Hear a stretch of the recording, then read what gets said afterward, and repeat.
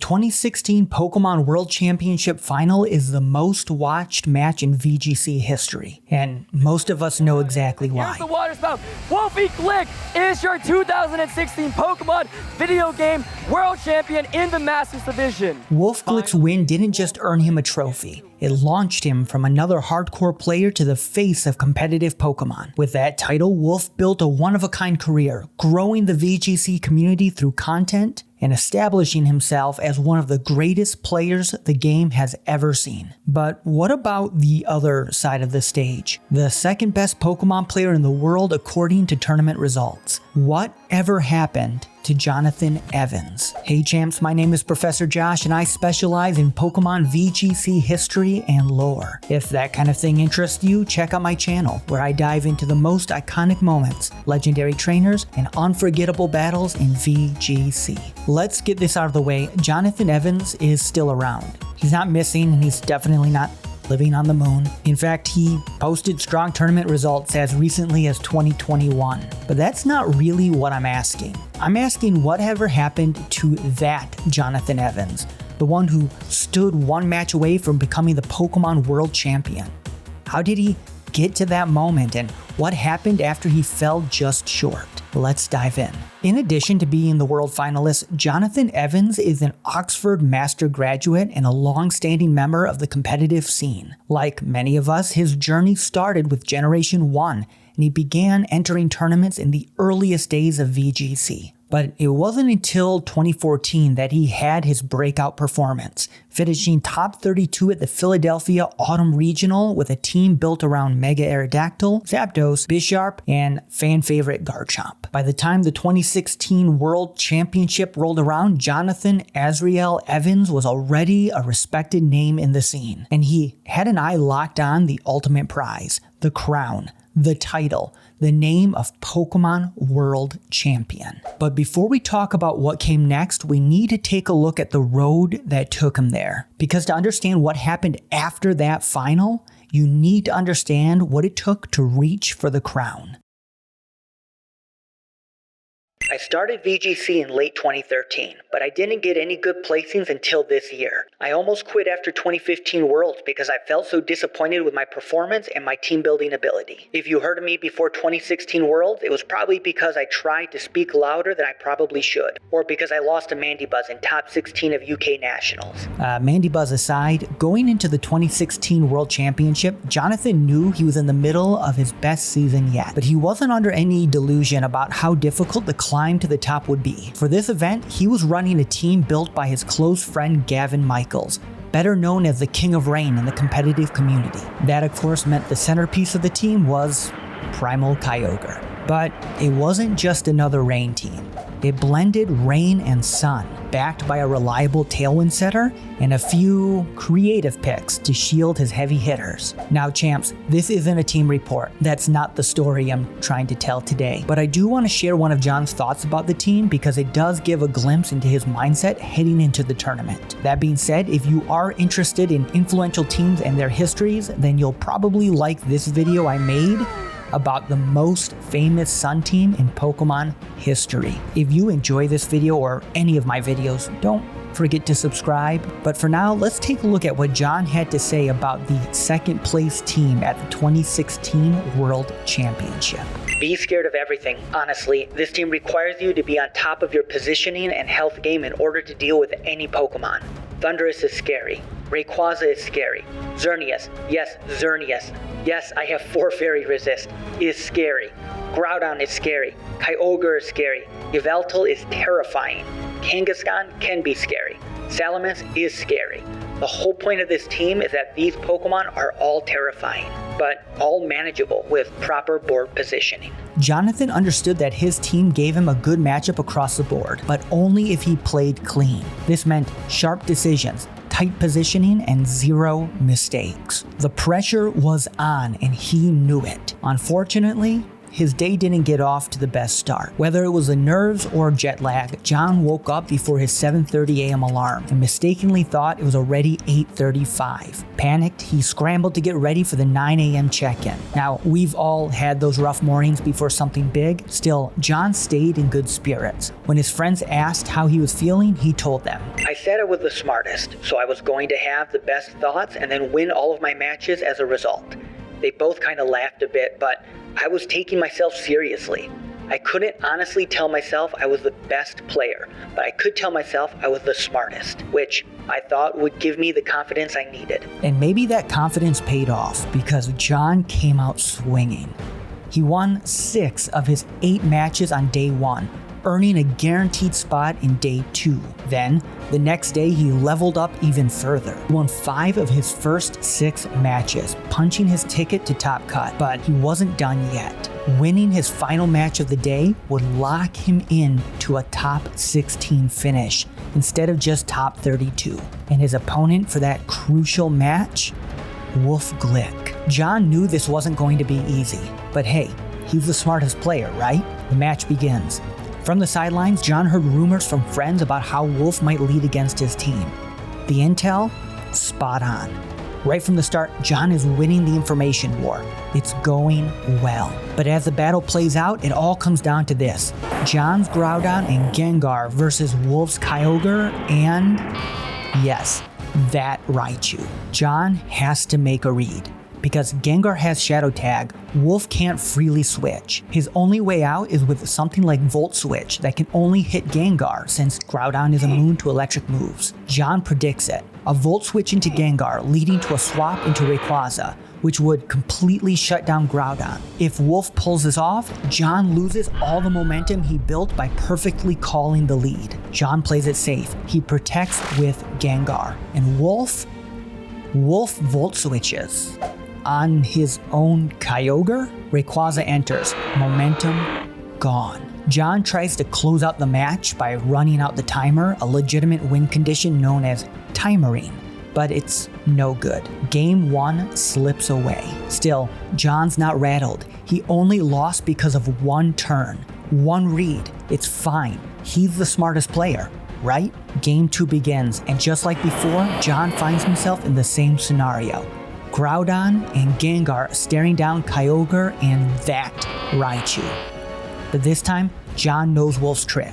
He's ready for it. No protects, no passivity. He targets Kyogre, trying to wear it down for later. Wolfe reading right back. Volt switches Raichu off Gengar instead. And with that, they're off. An intense back and forth begins. Eventually, it comes down to the wire. John's Kyogre and Bronzong versus Wolfe's Kyogre and, of course, Raichu. I'll let John explain what happened next. I skill swap away Raichu's Lightning Rod so I can get the Thunder off on Wolfe's Kyogre. As the turn starts, Wolfe sees the skill swap and starts laughing. I realize what I had done and hold my head in my hands. Thunder gets absorbed by Bronzong's Lightning Rod as Ice Beam knocks out my Bronzong and Raichu's Volt Switch leaves my Kyogre alive at 10 HP. If I had gone for Origin Pulse, I would have won on time and gone to a Game 3. John loses. No Game 3, no automatic qualification into top 16. It wasn't supposed to be this way. He's the smartest player, right? But there's still tournament left. Still a shot at redemption. John's in top cut, and it's time to lock in. First up, one of Korea's most accomplished players, second only to Sejun Park. Wonseok Jing. It's a brutal set. Every turn a slugfest, but John claws his way through. Top 16 secured. Top 16, Giovanni Costa, 2-1, win for John. Top 8, Barry Anderson, 2-1, win for John. Semifinals, Eduardo Cunha, 2-1, win for John. John is on fire. From the heights of day 1 to the sting of that loss before cut, he's back. The redemption arc is real. He's climbing the mountain again, and now he's one win away from the summit. Who could possibly stop him? He's already seen the bottom, now it's his turn to touch the top. His opponent, well, you know. What did Wolfe do? Did Wolfe attack that Groudon? Him on top goes for the fake out onto the Bronzong. So Bronzong's not going to be able to move. Groudon's not going to take any damage here, but nothing else. Oh, he calls it! Oh, he went for the Swords Dance. can't play passive against Wolfe or he will just set up in your face.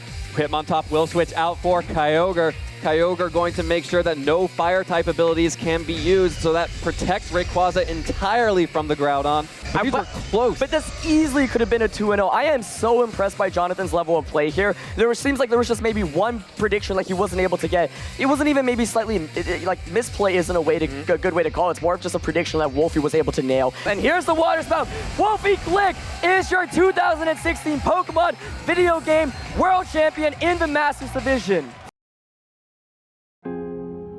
It would be years before John returned to the same level of competitive success. Reaching that deep into the biggest Pokemon tournament of the year is draining. And outside of the game, John had a lot going on. Now before we move forward, the next section touches on some heavier topics, including the ones you see on the screen. If you prefer to skip this, feel free to jump ahead to the next chapter of the video. Now John never stopped playing Pokemon, but for a long time he wasn't putting up the same kind of results that he did in 2016. That's not to say he wasn't a good player, far from it, but he was navigating a lot behind the scenes. By the following year, John found himself in a situation some of you might find familiar. He was spinning his wheels just trying to get through school, trying to meet everyone's expectations. He worked long hours to pay for his education, cover living expenses, and support the hobby he loved. But the stress piled up, his days got longer, and the pressure took its toll. Eventually, it put serious strain on his relationship, including a painful fallout with his girlfriend. All this to say John needed help, but like many of us under pressure, didn't quite realize it at the time. All of these personal challenges, he says, were factors in what would become one of the most talked about controversies in the competitive Pokemon community at the time. On Sunday morning after events that honestly I do not recall, other than some playful roughhousing was happening, he pulled me to the ground and started choking my neck hard and causing intense pain. I do not recall the reason why he stopped. If it was because he realized he was hurting me a lot or if my friend forced him to. Honestly, no idea.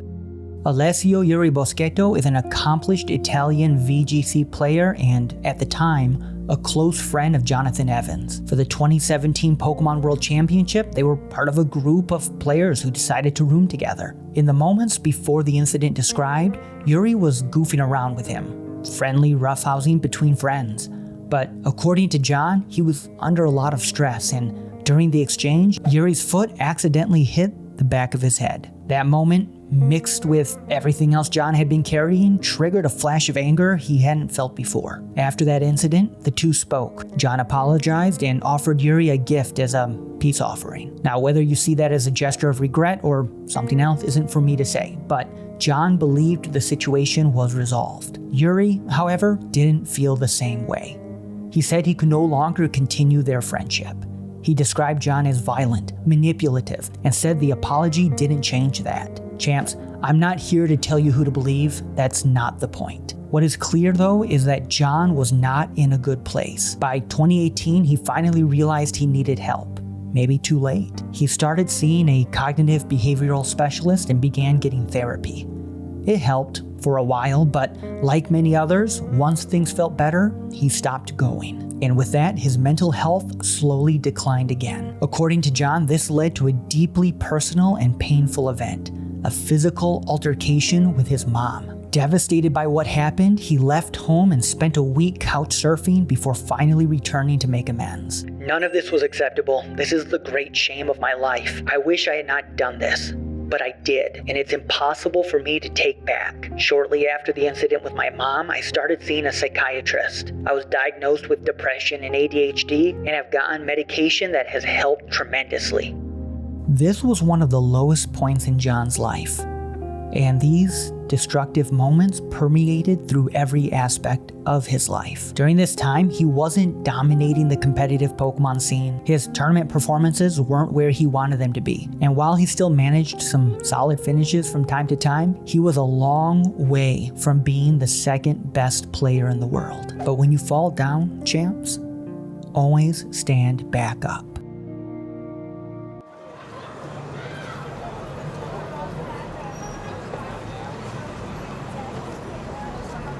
In the years that followed, John worked hard to rebuild. He made amends where he could and focused on doing things that brought joy back into his life. I think you see where this is going. The 2020 and 2021 Pokemon VGC seasons were unlike anything before them. With in-person events sidelined, the Pokemon Company shifted to an all-online tournament series known as the Players' Cup. For those unfamiliar, the Players' Cup was an official circuit where players had to qualify through online regional events. No live crowds, no big stages, just you, your team, and a screen. While players around the world adjusted to this new format, John buckled down. With the help of a psychiatrist, he was finally getting the mental health support he needed. His academics were back on track, and he was preparing to enter law school. Most importantly, he was starting to make peace with his past, his identity, and the kind of person he wanted to become. And like before, his personal growth started showing up in his gameplay. In the final seasons of the Players' Cup format, John placed well in open qualifiers, earning his right to play in the more exclusive regional tournament. After placing well in that, he was officially invited to participate in the most prestigious tournament of that year, the third Global Players' Cup. And for this tournament, John decided to revisit some old team building strategies. It blended rain and sun, backed by a reliable tailwind setter and a few creative picks to shield his heavy hitters. John was back and better than ever. He fought his way through a grueling double elimination bracket, advancing all the way to the upper bracket semifinals. But there, he fell to Leonardo Beninomi, which dropped him into the losers bracket. His tournament life now came to a match against Yoav Reuven. It was do or die. He'd have to win 3 games, not 2, for a chance to reach the grand finals. And John did it. In his final rematch against Leonardo Beninomi, John reached for glory one more time. And John, reformed, focused, and at peace, finally took it. And I have to say, that's one smart trainer. And Right. putting himself in a position where the Precipice Blades, if it hits, is guaranteed to knock out the Kyogre. It's all about this Groudon surviving, Oh which it my can't. goodness. It can't survive. Oh. A single Toggle Water Spout in the sun. Groudon going down, unfortunately, and Kyogre, victorious Lou. That is phenomenal from the Kyogre, meaning that Jonathan Evans is your Pokemon Players Cup 3 champion. Huge. I am delighted to be joined by our Pokemon Players Cup 3 champion, Jonathan Evans. Huge congratulations on winning the champion title. I've got a bunch of questions to ask you, but first of all, how does it feel to be the champion? Thanks for watching. Pika pika. So, about that first tournament match between John and Wolfe, you might remember John was playing toward a Timerine win condition in Game 1.